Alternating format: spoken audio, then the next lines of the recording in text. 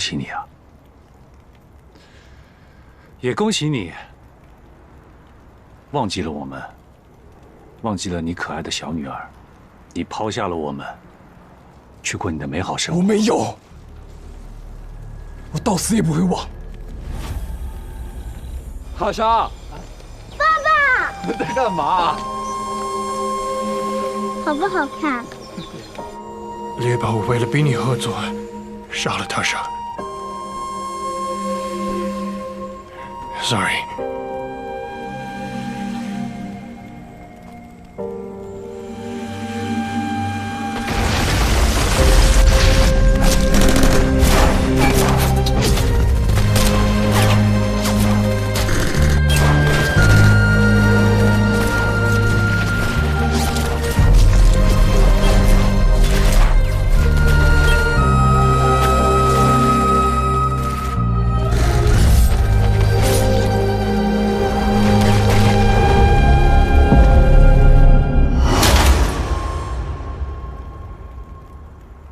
那天，你中了枪，神志不清，我以为你快死了。你跟我说了好多话，你说落叶归根要回到这里，所以你就把我扔在这儿了。这儿不好吗？这儿挨着老街多热闹。罗，你知足吧，那个时候你还能喘气，他们呢，只能等着我去收尸。你以为我想活吗？我恨不得死的是我。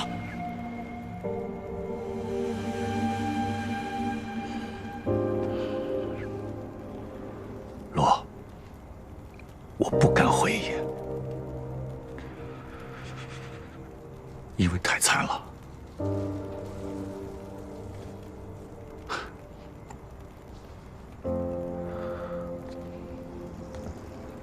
我回了猎豹的老巢，那里还保持着当时打斗过的样子，像个鬼宅，当地人都不敢靠近。我记得当时他中了好几枪，你还用飞刀伤了他的眼睛，可是我始终没有找到他的尸体。他手下这么多，可能已经把尸体带走了。原本我也是这么想的。如果他还有一口气的话，他的手下把他救活了怎么办？你要知道，没有确定他的死活，我没有办法继续生活。所以，我一把火烧了他的老巢，我把他们的骨灰埋在了我们常去度假的小木屋边。那里没有猎豹的挑衅和威胁。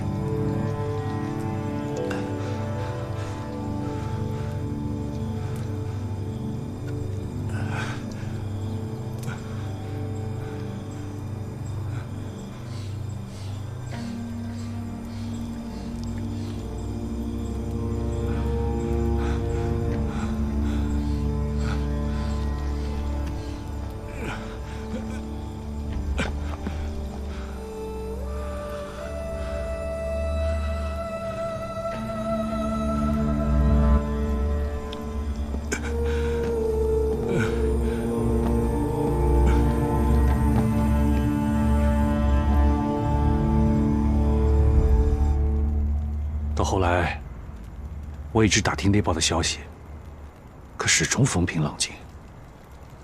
他好像也死了，他的手下也投奔了各方势力。我知道，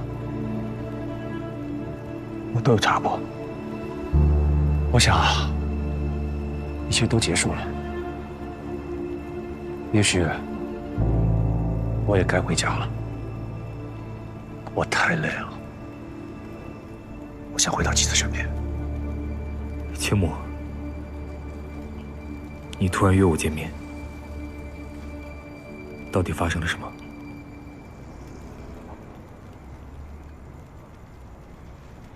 我觉得猎豹还活着。什么？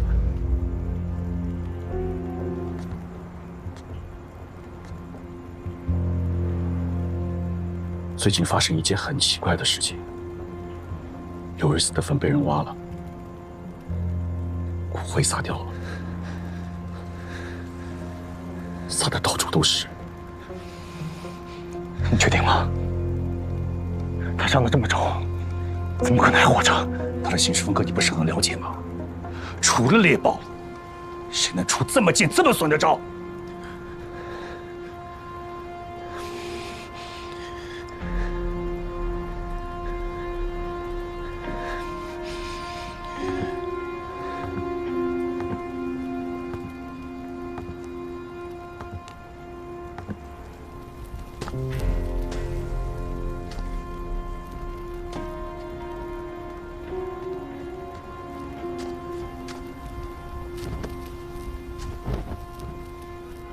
难怪你来找我。如果他没死的话，他一定会想尽办法来找我，送我去死。罗，无论你怎么想，我已经决定了，我要去报仇。我从吴帮总坐船到蓝马，然后转八国，由快艇接应。我要追回沙龙岛。什么时候10天之后，你要跟我一起吗？好，但你要答应我个条件。这一次，我们都必须活着回来。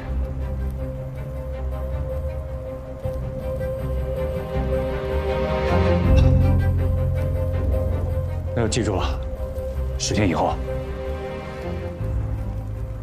罗，如果不杀了猎豹，我们不会有安稳日子。不仅是你，还有你心爱的人、你的朋友，都会成为猎豹残杀的对象。他们会变成下一个他杀。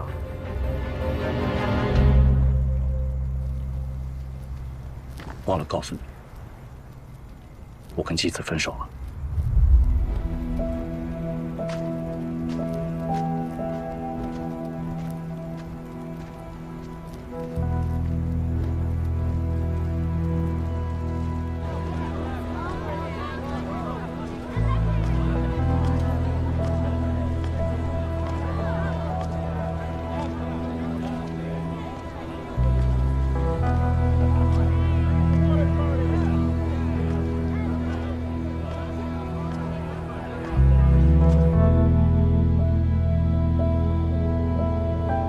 这青山像是老实人，雅凤像是被拐卖的，曹金花像是卖保险的。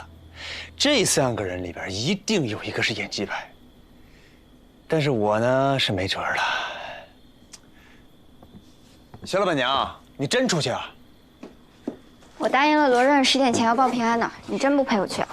我不去，这来回20里地呢，开什么玩笑呀？那你学过功夫的就当锻炼身体了，那我呢？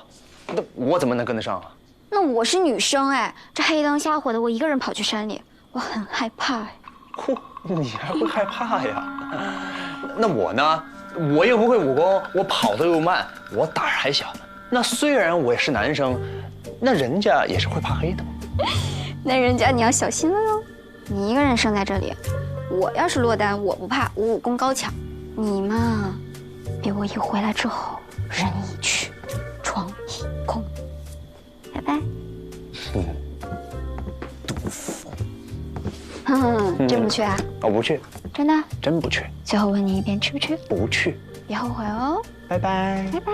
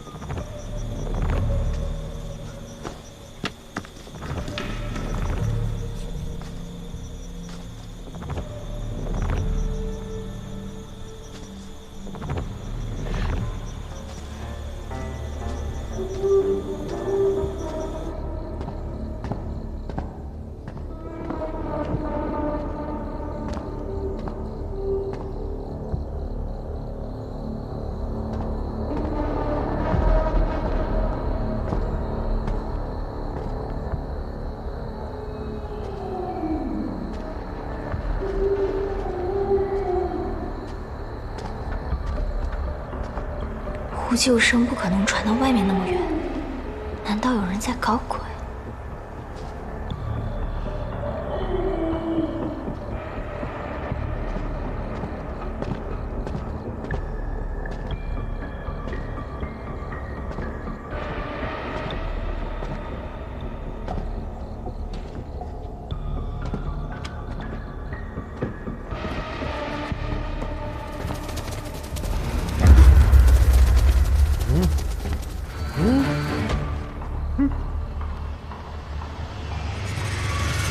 曹爸爸，曹爸爸，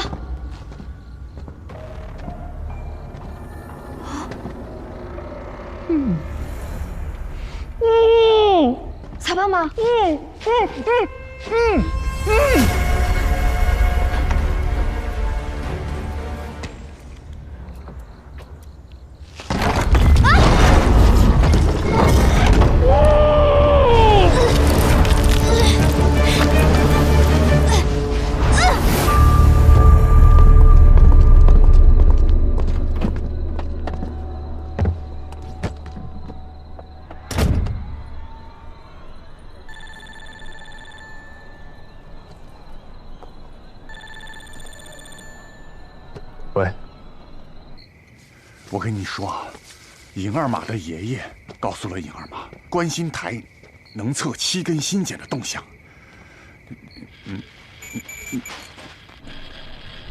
喂，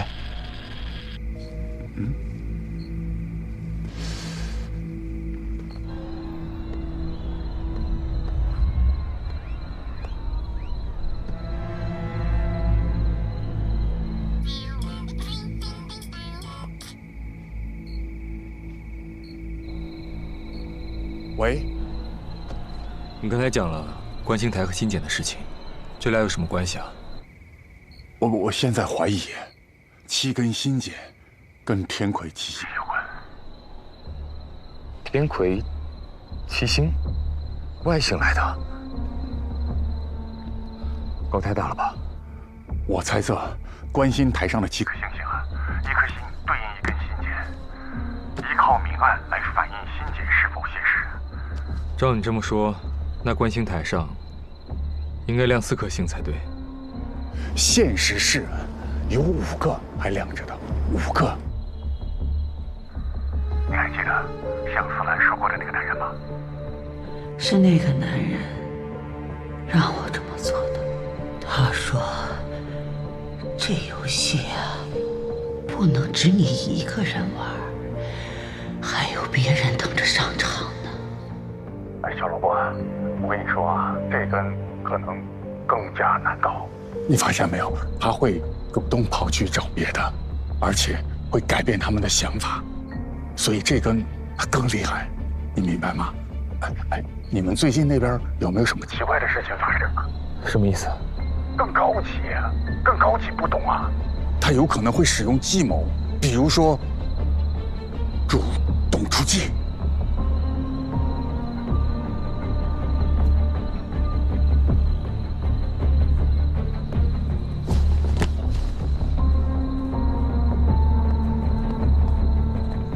木代怎么一直不回消息？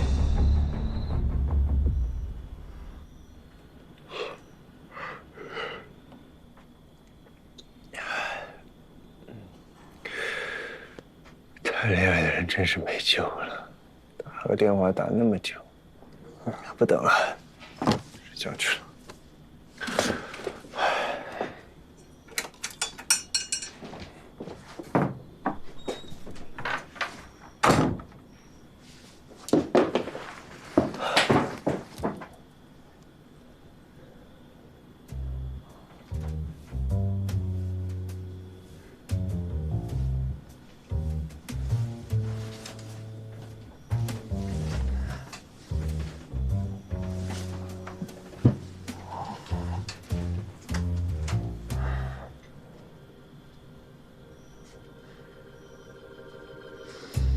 哎呀，真是不靠谱的女人！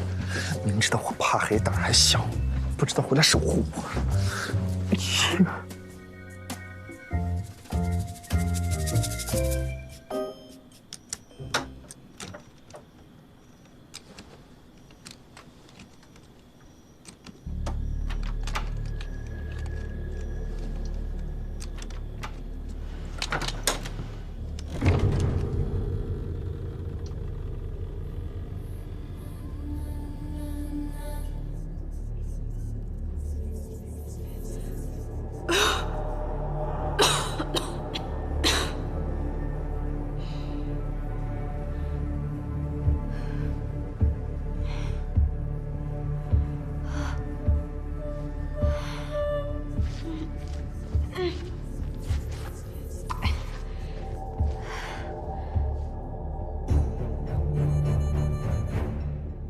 我这是在哪儿啊？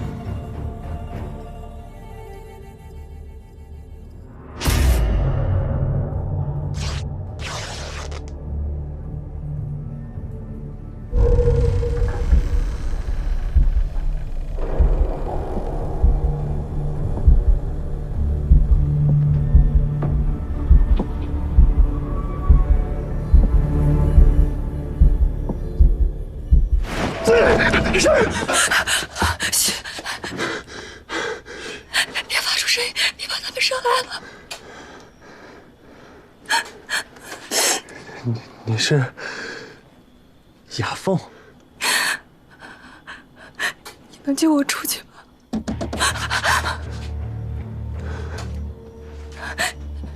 你千万别相信他们，千万别相信他们。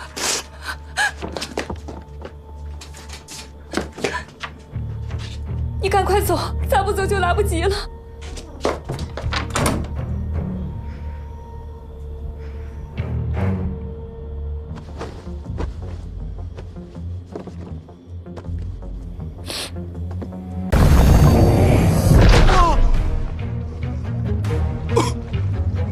什么情况？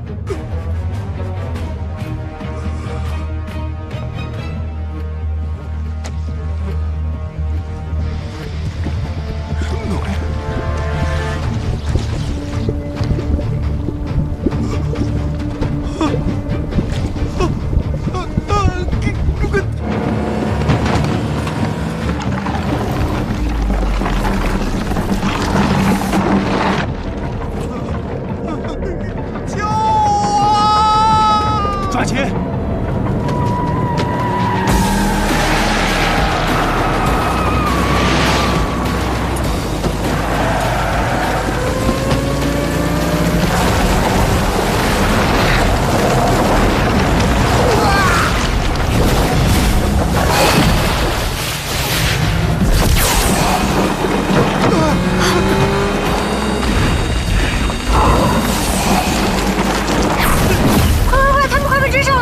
我这是开的车，复活，不是开的飞机。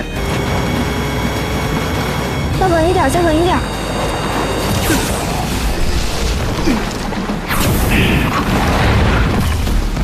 不知道终点还要多久，我愿为之最后，即使命运留着咽喉，当喊我姓名。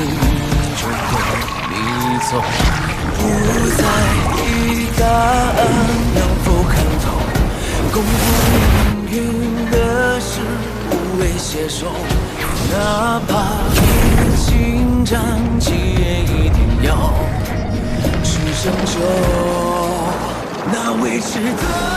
不是，棒呢？棒没了，看不到了。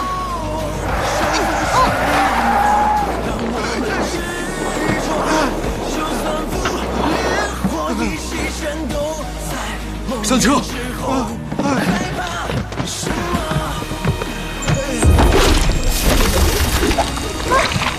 人！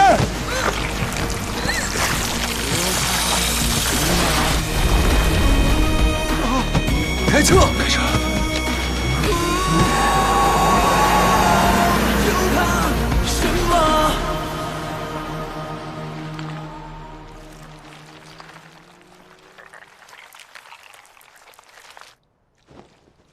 太诡异了，那个蚌完全变异了，攻击力那么强，居然还有触手，外壳也很崎岖。这么凶险呢？看来这个老蚌不简单呢。我以为你不会痛。你分析一下，新茧会不会在老蚌身上？从你的描述看出，老蚌的生理发生了极大的变化，这和人被新茧附着之后的状态类似，所以老蚌身体里存在新茧的可能性很大。你们再去查查看。哎，知道了。我先处理点事情，啊。好了。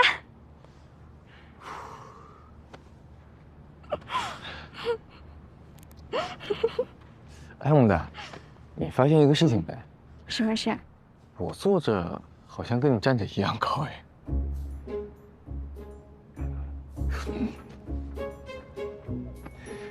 师傅，罗哥。呀，你怎么穿成这样？哇哦，那衣服不洗了吗？好容易找个毯子给裹上，13000还老扒我，真讨厌。你什么事儿啊？我饿了。幸好这儿硬着，老棒过不来。哎，这得了吧？行。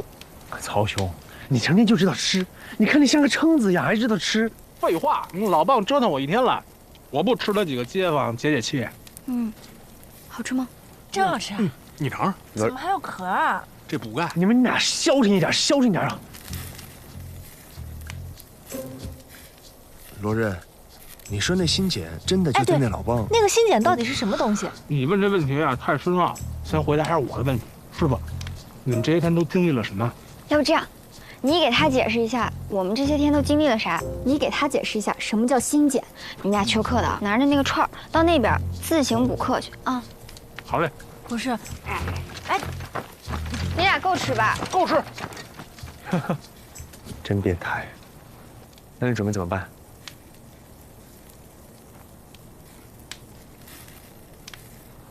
你不是要准备收了老棒吧？罗振，这是老棒，他不是骗情，这是会死人的。反正我先跟你说好，这事我不参与。我还要回酒吧呢。我还没想好呢。总之，安全第一。明天再去那条水域看看吧，说不定能找到红沙的叔叔，或者……哎，注意啊，那个人又来了。13000，13000。让他去吧。可是到昨天都那样了。他可以的。好吧。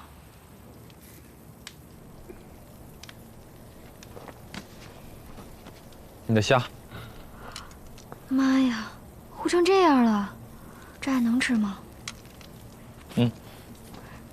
谢谢。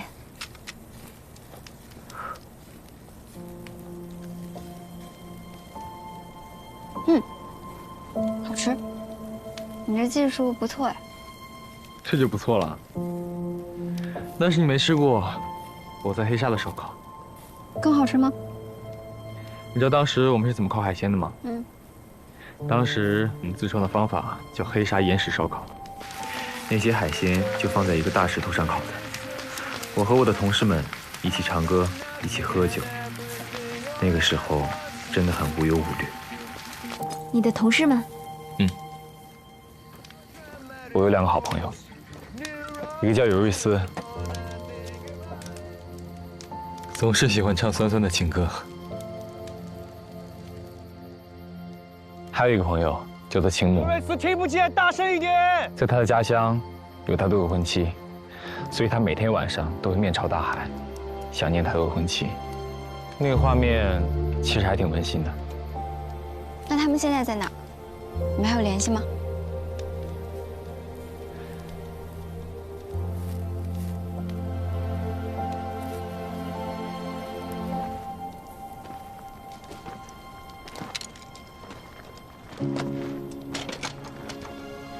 回国之后就不大联系了。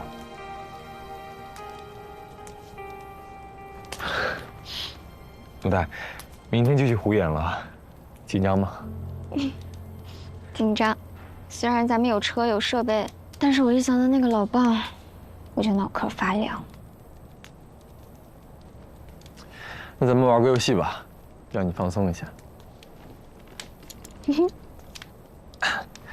游戏规则是正反两面，是人的一方你问我问题，是赢的一方我问你问题，一人只能问一个，好不好？所谓你既无心我便休，问一下直截了当，不比你在这纠结强，我看着都累。都开始了。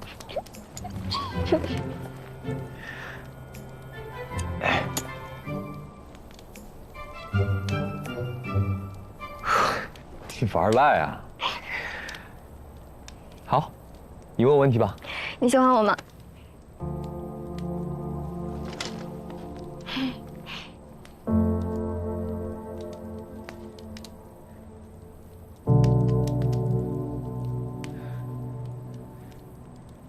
木台，好，我知道了。我们继续。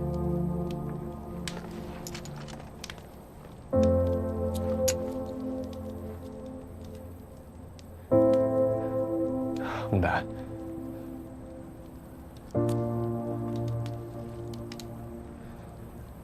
如果，我说如果你喜欢的人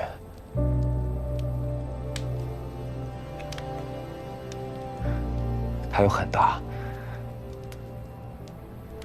的麻烦，你还会喜欢他吗？你想说什么呢？我有很多麻烦，要命的麻烦。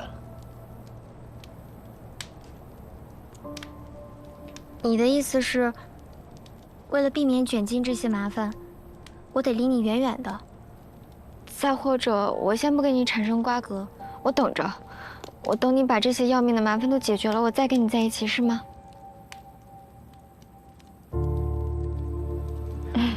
你做梦呢？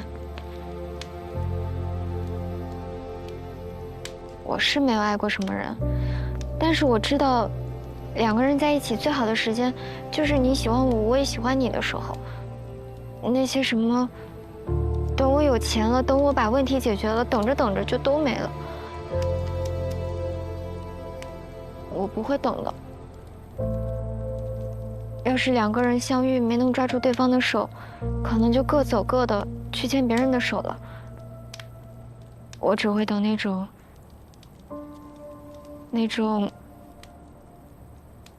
彼此已经有很深的感情，心甘情愿守候的。可咱们谁对谁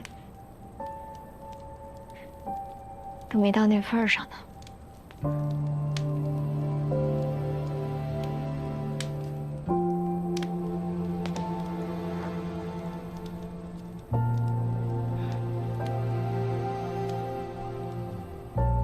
木丹，行了，我去给红纱送点吃的。你就当我问你的问题，我从来都没问过。我们还是好朋友。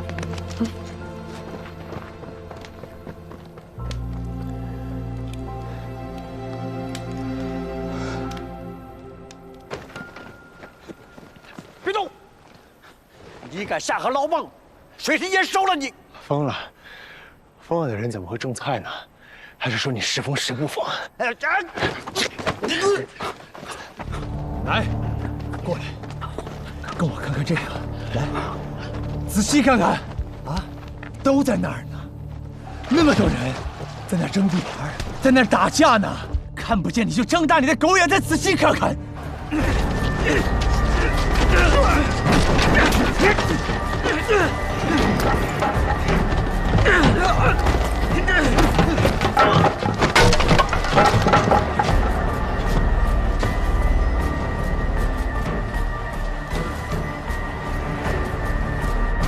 来，你看那儿，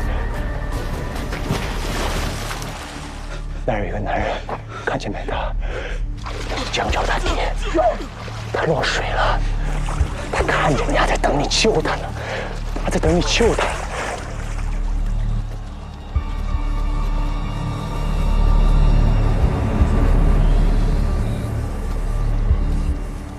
你不救他，你在犹豫什么？你良心是被狗吃了是吧？你以为我不知道吗？10几年了，老天爷在谴责我，我的良心也在谴责我。我知道我对不起你爹啊。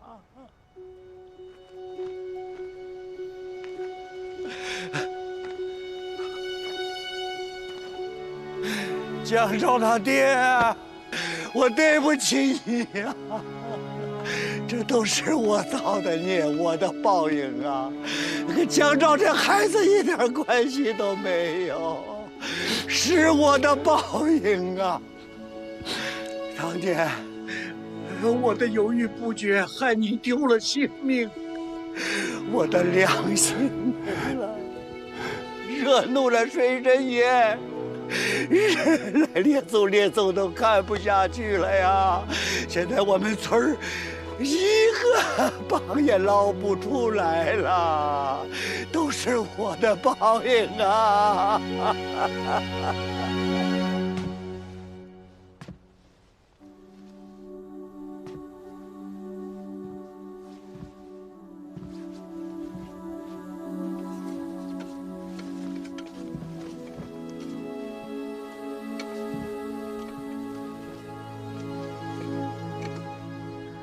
你也失眠啊？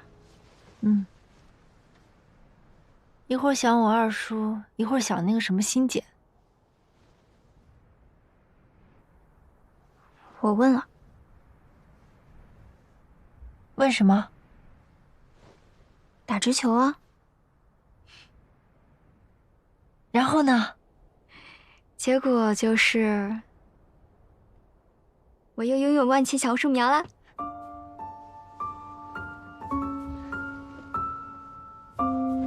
他眼真瞎，眼睛真该到医院去看看，气死我！没事儿，我资源库大，什么样的我都认识，有什么要求尽管提，我帮你安排。气死他！那我要一个比他帅的。行，没问题。啊，那我再想想啊，我还要比他能打的，照这个标准，先给我来个10个8个，让我挑挑。哎呦我的妈，10个8个，能忙得过来吗？那必须的。行，能忙得过来我就给你找啊，10个8个啊，你说的。你人真怪好赖。那可不需要从我工资里扣吧？是个好主意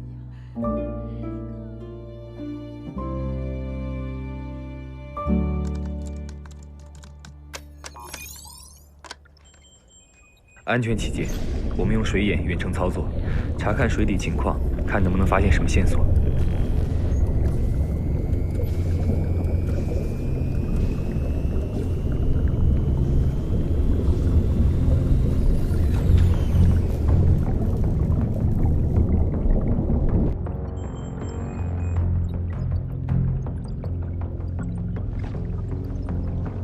文代，我叔叔会没事的，对吧？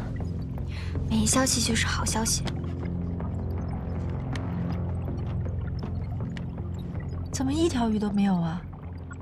这水好像是死的呀。我记得我小时候湖里边有很多鱼虾的，就算湖面缩了也不至于啊。罗仁，你把这探测器平移一下，看看这附近有没有鱼。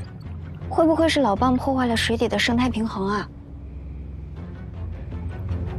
我感觉五柱村绝株8成跟他有关。确实，这么大的老蚌，人都避之不及，更别说小鱼小虾了。看来绝株跟蚌又没有关系，纯属生态灾难。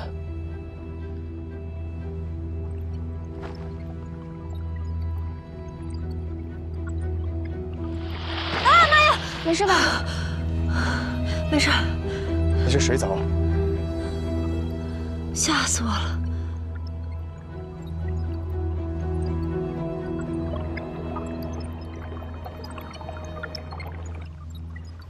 那是骨头吗？不像是人的骨头。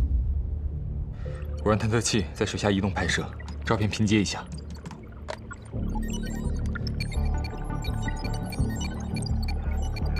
我的妈呀，这水底下够瘆得慌的。不是，你们村是开屠宰场的吗？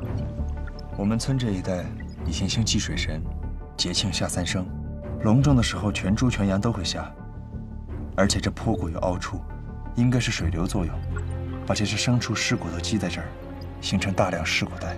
多糟践东西！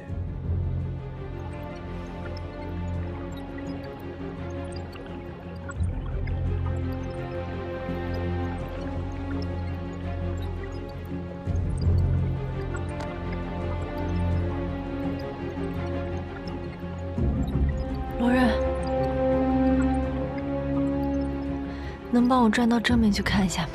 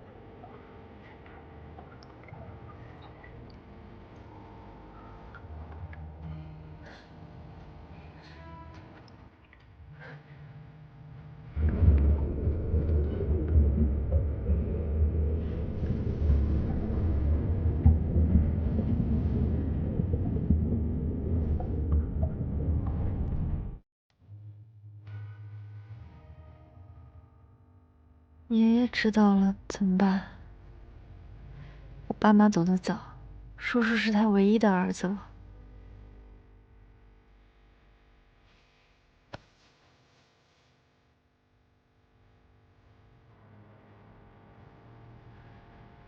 我想被水草给缠住了。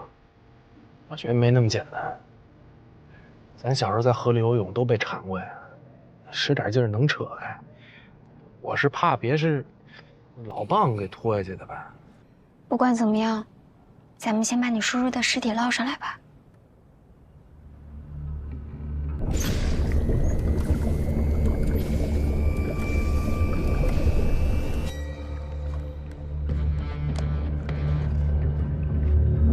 这边没什么问题。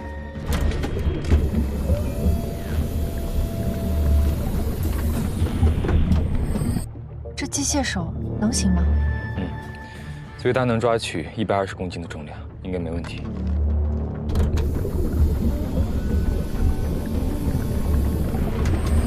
小心，老鸨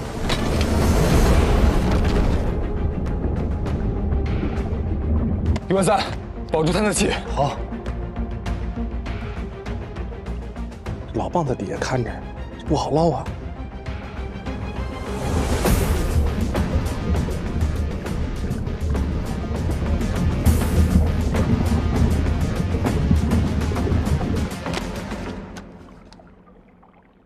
老人，设置了视频回放的吧？啊，断人之前视频都有。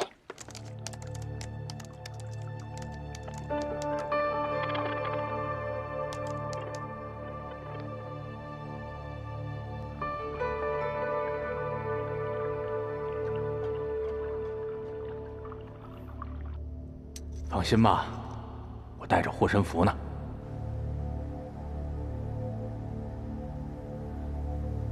是我爸。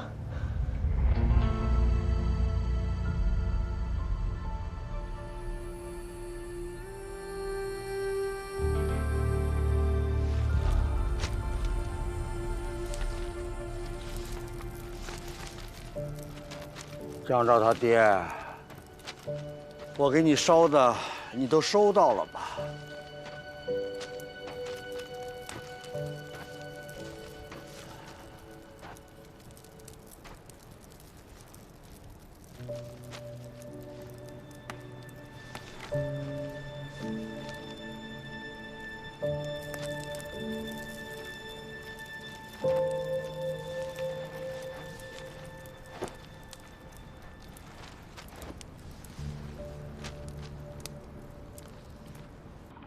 现在看来，想捞尸，得先对付老蚌，但对付老蚌很危险。你们可以不加入。算我一个，我一定要加入的。你们都知道，我这一趟是为了娉婷的事儿来的。如果现在掉头的话，等于空跑。所以，我想继续走下去。虽然危险。但是老话说，绝处逢生，也许迎难而上，会有新的发现和转机。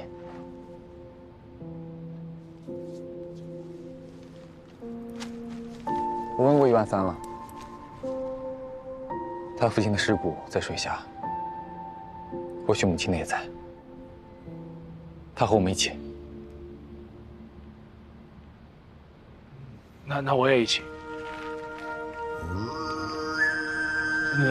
那老蚌要了我全部家当，还差点要了我的命，亏了你救了我。再说，13000的事吧，怎么也得帮啊，上下部的交情。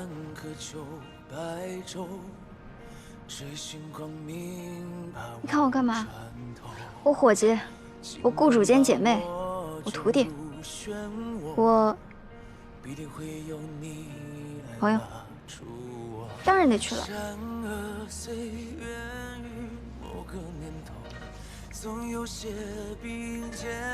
好，那就干。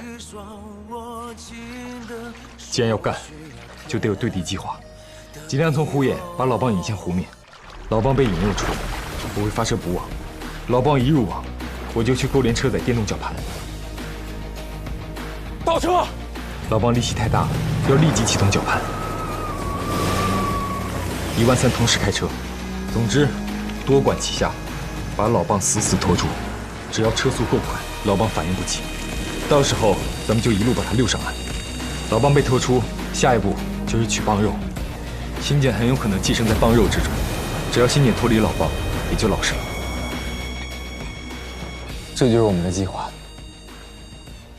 不对啊，那我们要怎么把他引出来呢？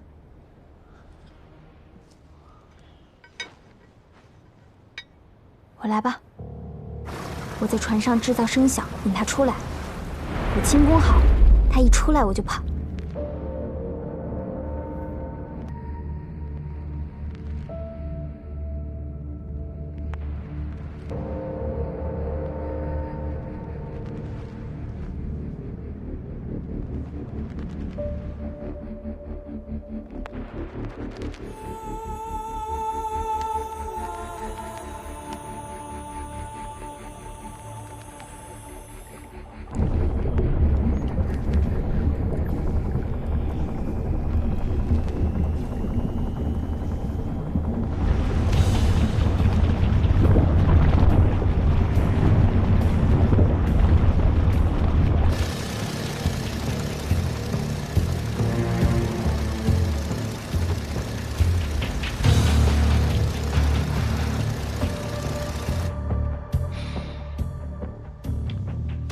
都过去了那么久了，怎么还没出？是不是你没看见？往这边看不见，我来看。哎，往这边走。我正在看呢，烦不烦啊？催，就你话多。行。哎，看见了，在这儿呢，来了啊！放大点。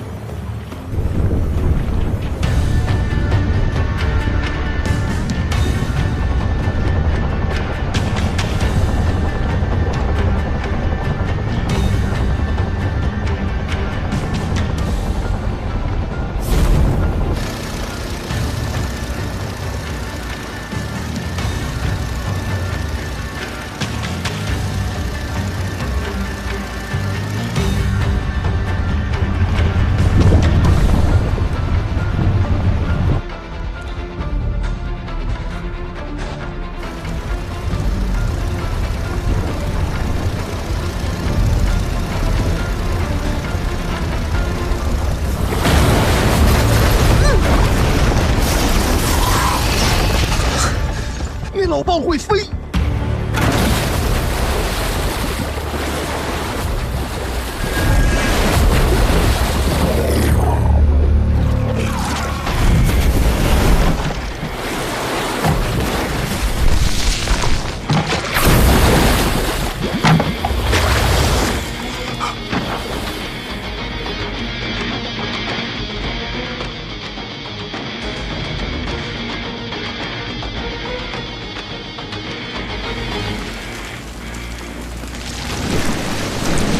母带。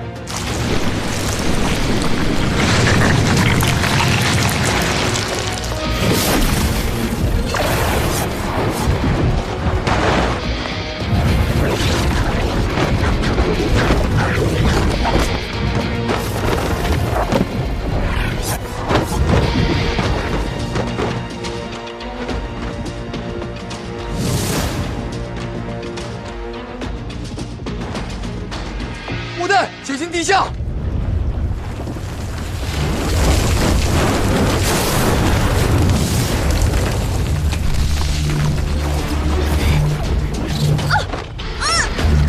母带。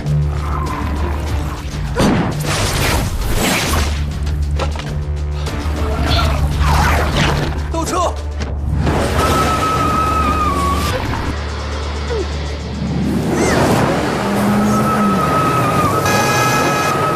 这玩意儿怪了啊！我绞盘根本绞不动呢。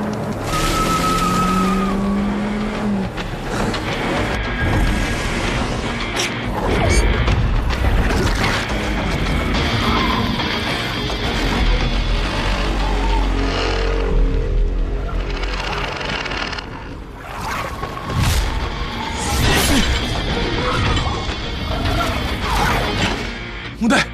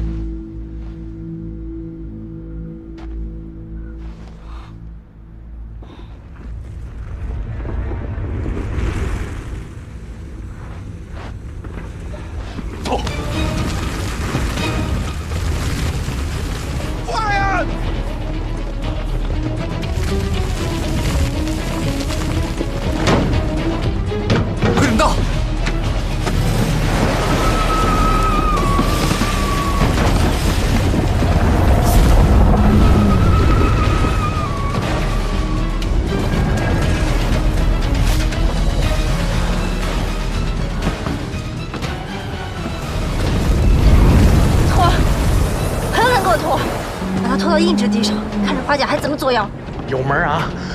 把出水的老蚌晒在下盘。快了，胜利在望。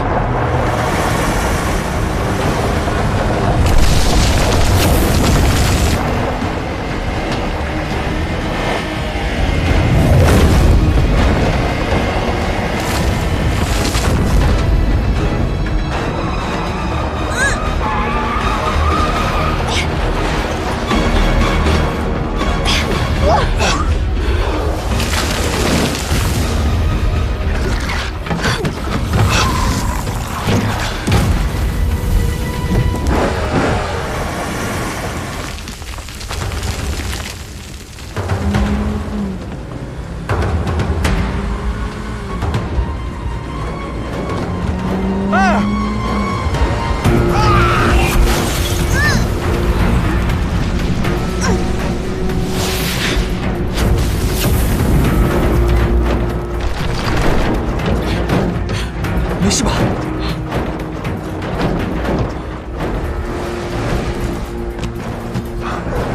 他在哪儿？走啊！走！动不了了，成，卡住了。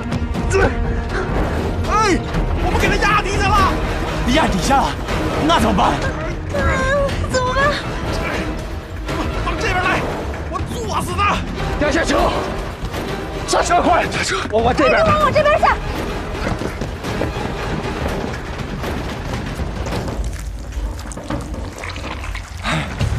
你这家伙也有今天啊，苍兄，抄家伙！哎，拿着。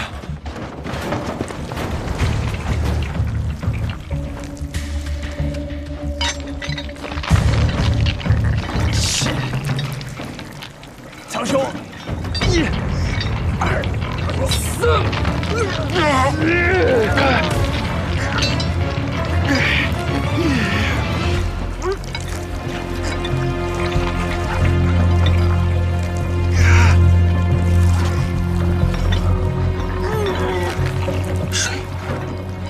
水姐，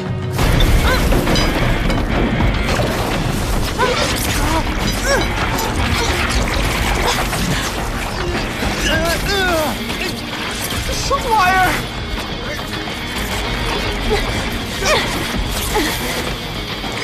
放开我呀！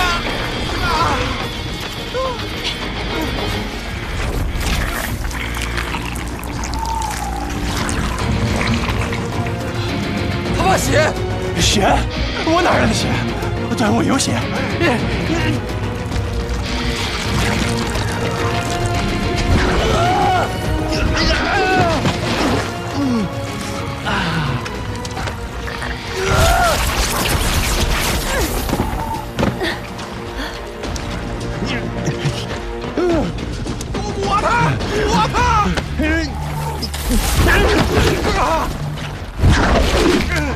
你让他回壳！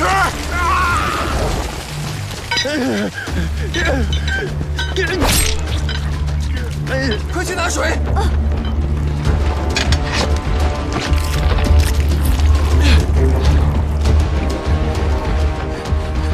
快，往这儿！让开！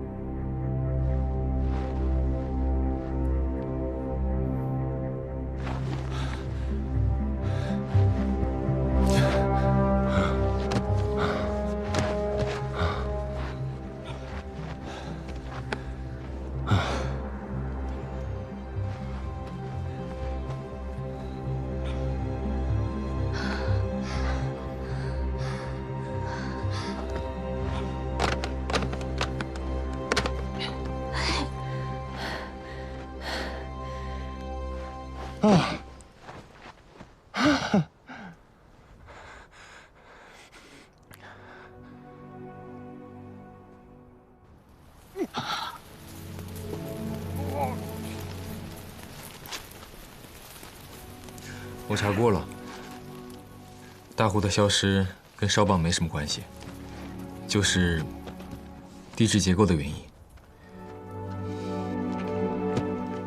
还有，我打听了关于老族长的事情。他离开无珠村之后，脑子就渐渐出了毛病，一会儿跟水神爷谈判，一会儿说自己身上有报应。后来他坚持回村，病情反而好转了，就是不能提棒，一提棒就跟疯了一样。不过缓2天就好了。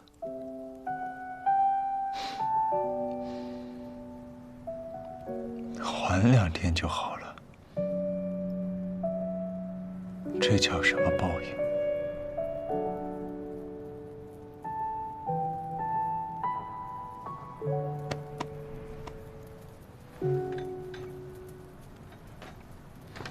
你们留下陪他吧。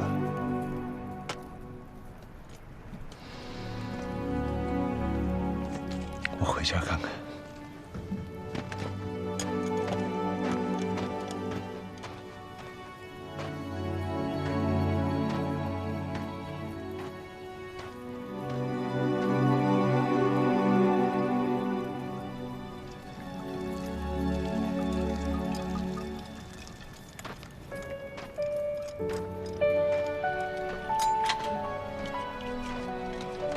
来，我来。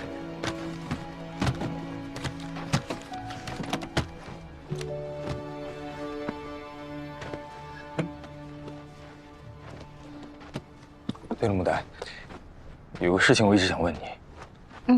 当时我们打老棒的时候，我一直喊你，你当时为什么没反应啊？你喊我了吗？喊了呀。你当时像变了一个人一样。啊，没有吧？就是在你被老棒夹住的时候。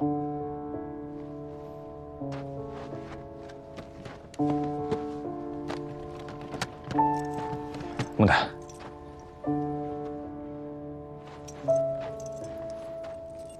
这什么时候到你那儿去了？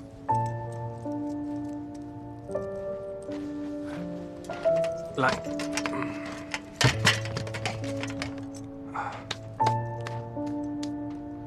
师傅。啊？三兄和红纱怪惨呐，咱们要不要去安慰一下？别去了，让他们自己消化一口。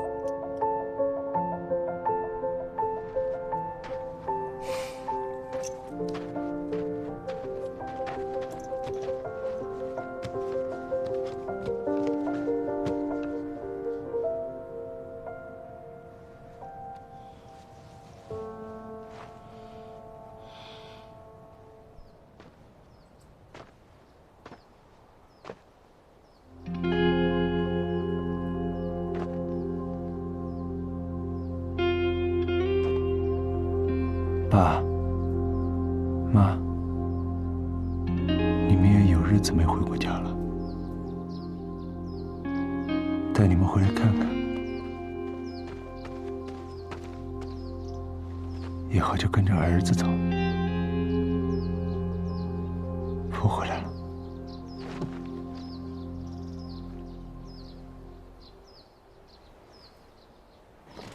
好，知道了，棍叔。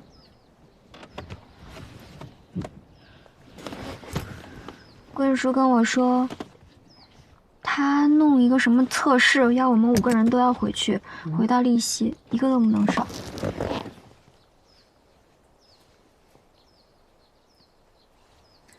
没事儿，那我就先跟你们回去，再回花城吧。哎，我森森兄呢？来了，还跟个尾巴。警长，警长，警长，我知道我对不起你，我对不起你家。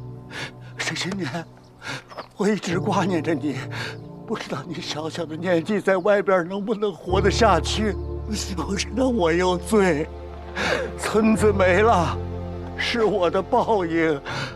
我请求你，能够原谅我？原谅？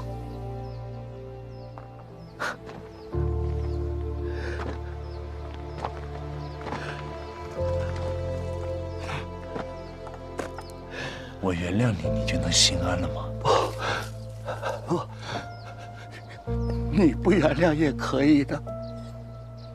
死的那个人是我爸，他在水里面躺了20多年，你该去求他原谅，而不是我。是他失去了一切，我有什么资格替他来原谅你？不，是我没资格，我没资格，我有罪，我有罪，我有罪，我有罪，我有罪。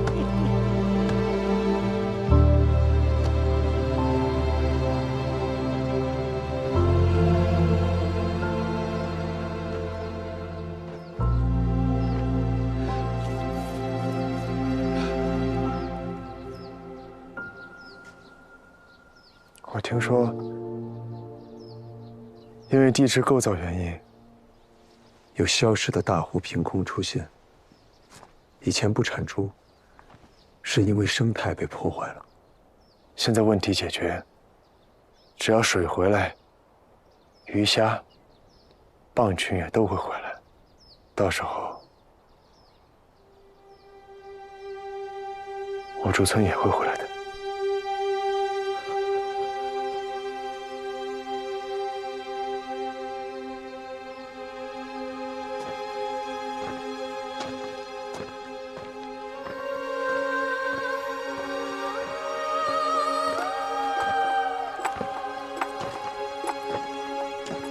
可是五竹村再也没有江州一家了。